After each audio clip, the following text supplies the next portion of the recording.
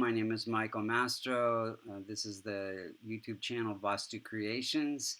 Today we're going to look at the Vedic astrological chart of Michael Douglas using Vedic astrology, based on sidereal zodiac, not the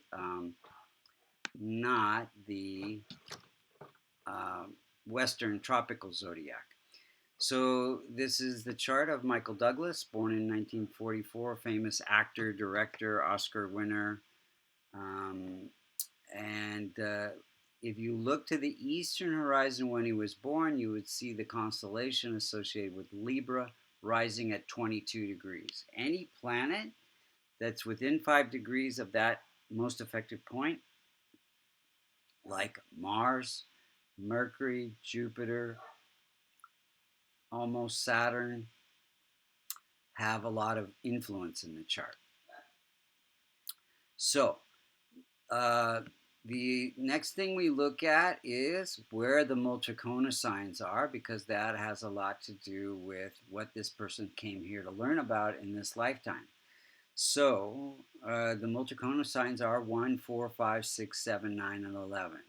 So, the first sign of Aries, ruled by Mars, is in the 7th house. He's learning about relationships, contracts, partnerships. Acting is very connected to your agent, who you're partners with, and all the other producers and directors and writers that you are involved with. So relationships, very, very important. And then marriages as well. So learning about marriages, had more than one. Then the fourth sign of Cancer, ruled by Moon, in the 10th house of career, learning how to perfect his career. And about reputation in that career.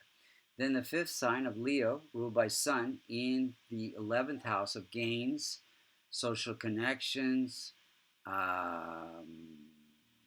fulfillment of desires. So learning how to create income, and also social connection, very important for an actor as well, to get the roles that he gets.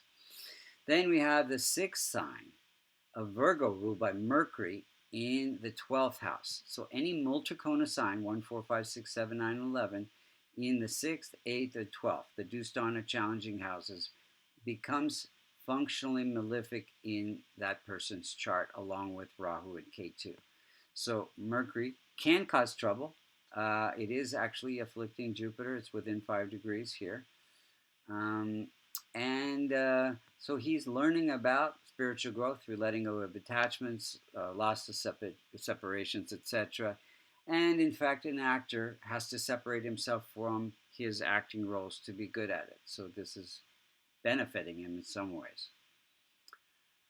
Then we have the seventh sign of Libra, ruled by Venus, in its own house here. That this is the first house of life purpose, health in this case, and beauty as well, and creativity.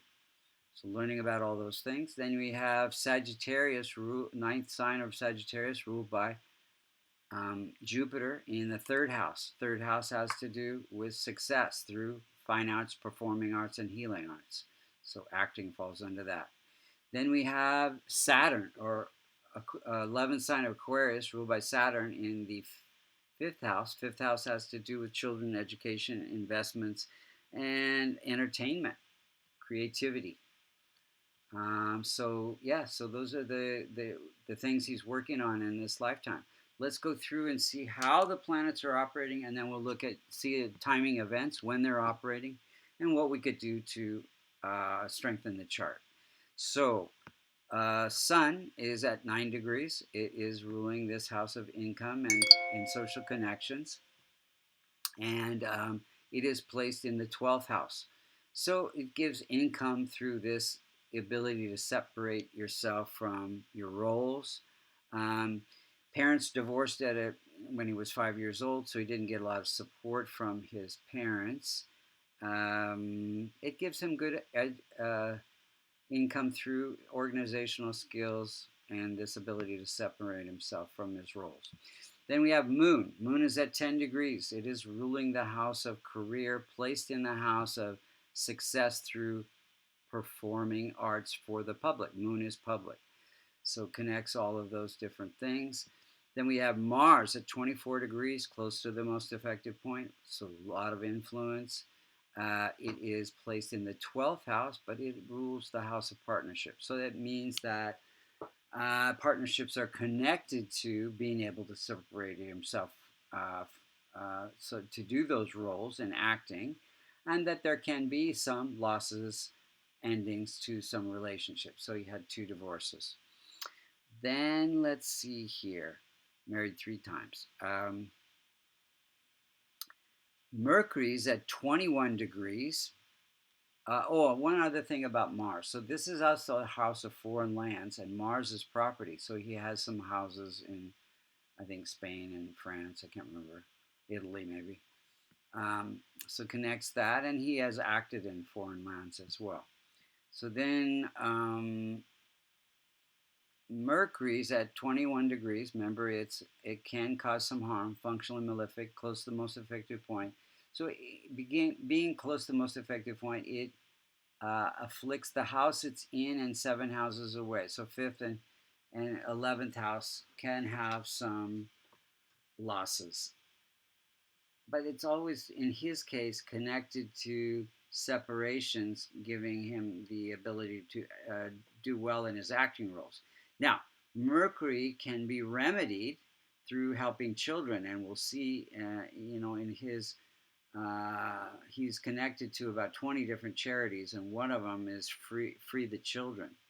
So if he's doing any charities for children, that is a remedy for Mercury, and it's not going to have as strong of an effect for this person. So Jupiter at 20 degrees, close to the most effective point, afflicted by Mercury, ruling the house of success through performing arts. So bring success through performing arts, but there can be some, and it's connected to the ability to separate yourself to do those performing arts well. But can be some losses and expenses there. Venus is at 3 degrees. It is in its own sign, which gives it some good strength. It is weak in degrees. Any planet that's with less than 5 degrees is said to be in infant state. But it gives him his handsome looks and his creativity, his charisma in his acting abilities. Let's see here. And it gives beautiful wives as well. Saturn is at 17 degrees, and it is ruling the house of entertainment, creativity, education, investments, children, and it is placed in the house of good fortune. So it gives good fortune through entertainment and discipline. Saturn itself is discipline. Rahu and Ketu, they are fairly benign because they are not afflicting through aspect 5, 7, 9 houses away or conjunction any other planets in the birth chart. However, they can cause issues in the transit chart. But in this case, they're fairly benign. Ketu gives insights into happiness. Rahu gives ambition, desire for advancement in career. And they're always teaching us how to balance something in our life. So in this case, teaching us how to balance work and home life. So actors away on assignments a lot, don't pay a lot of attention to their family, and it can suffer. So learning how to balance those 2 things. Let's look at the timing of events. He was born in a Saturn period that becomes the root of his tree of life. So Saturn, again, giving him discipline, the ability to entertain and have good fortune. So in 75, he got his first Oscar for One Flew Over the Cuckoo's Nest, and that was during a Moon-Jupiter period. Again, Moon is connected to advancement in career, success in career, and Jupiter, again, is his success in life and income, so boosting income. So 88, he got his second Oscar, I think, for Wall Street, big movie moment for him. Also during a moment of Moon being in career, being in the house of success. Then we have 93 went into rehab for alcohol, drug addiction during a Rahu period. Rahu is drugs and addiction. In 95, he got a divorce, one of the largest divorce settlements for $45 million during also a Rahu period. Rahu can cause unexpected losses or events. Then we have a lawsuit in 98 during a Rahu Mercury period. Also, there was some losses there, apparently. Mercury is losses. And then his brother died in a Jupiter period, and Jupiter was afflicted by Mercury. So Jupiter is younger sibling, and Mercury is end of life. So that. And then he got throat cancer in 2010 during a Venus period. Venus was in the 12th house of surgery and hospitalization. Then we have his father, Kirk Douglas, very famous actor, dying at 104 during a period, a Mercury period, which is losses, and his father's son is there in that house of losses. But in his, let's look at this transit chart. The inner circle is where the planets were when he were born, and the outer circle is the transit where they were on May 2nd when his father died, 2020. Mercury was afflicting Sun. Sun represents father. Mercury is end of life. So those are the timing of events. So what could we do to strengthen the chart? So we want to transform, not strengthen, Rahu, Ketu, and Mercury. Mercury's already being strengthened by helping children through charity. And Rahu and Ketu also. Ketu helping spiritual organizations, Rahu helping people who cannot help themselves. Those are both covered under the 20 charities that he's very involved in. So he's doing the remedies for his malefics. What could we do to strengthen the other planets? So Moon could be wearing a pearl, Venus a diamond, Sun a ruby, Mars a red coral, Jupiter a yellow topaz,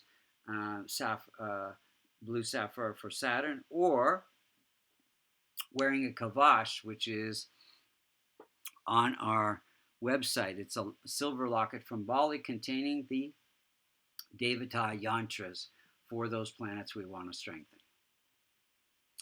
Thank you so much for listening. Hope you enjoyed this.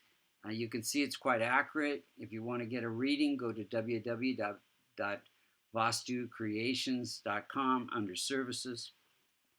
If you would like to learn Transformation Vedic Astrology, you can go to American Institute of Vastu.com, and we have a level 1 and level 2 course, and you can get certified and take it on as either something for fun to do for your friends and family or as a business. Thanks again for listening. Enjoy. Till next time.